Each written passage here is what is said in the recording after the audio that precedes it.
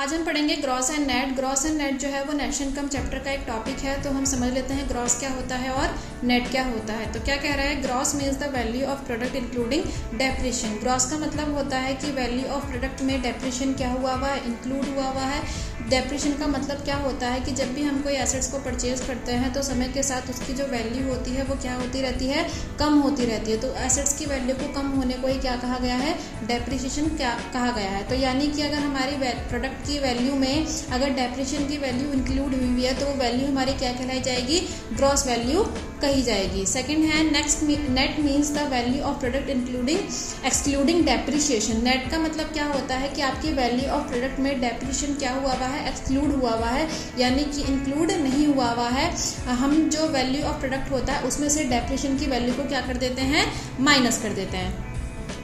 Second है हमारा the difference between these two terms is depreciation. कौन सी इन दोनों टर्म्स के बीच का जो डिफरेंस होता है इसे क्या कहा गया है, डेप्रिशिएशन क्या कहा गया है। कौन सी दो टर्म्स, यानी कि जो हमारी ग्रॉस की वैल्यू है और जो हमारी नेट की वैल्यू है, इन दोनों के बीच का अगर हम डिफरेंस निकालेंगे, यानी कि इन दोनों वैल्यूज़ को अगर हम माइनस करते हैं तो उसका जो आंसर आता है उसी को हम क्या कहते हैं, डेप्रिशिएशन कहते हैं। डेप्रिशिएशन के हमारे दो ग्रॉस और नेट का जो हमारे दो फॉर्मूलेस बनते हैं कि अगर हमें ग्रॉस निकालना है तो नेट वैल्यू में हमें डेप्रिशिएशन को ऐड करना पड़ता है, और अगर हमें नेट वाली वैल्यू निकालनी है तो हमें ग्रॉस वाली वैल्यू में से डेप्रिशिएशन को माइनस करना पड़ता है।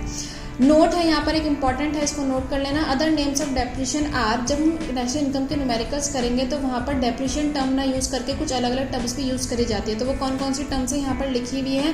सबसे पहली है consumption of fix capital, then capital consumption allowances, third है हमारी करंट रिप्लेसमेंट कॉस्ट। जो फर्स्ट नंबर पे है यानी कि कंजप्शन ऑफ फिक्स कैपिटल, ये बहुत इंपॉर्टेंट है। ज़्यादातर यही जो है डेप्रिशिएशन की जगह पर क्वेश्चन में हमारे पास लिखी हुई आती है।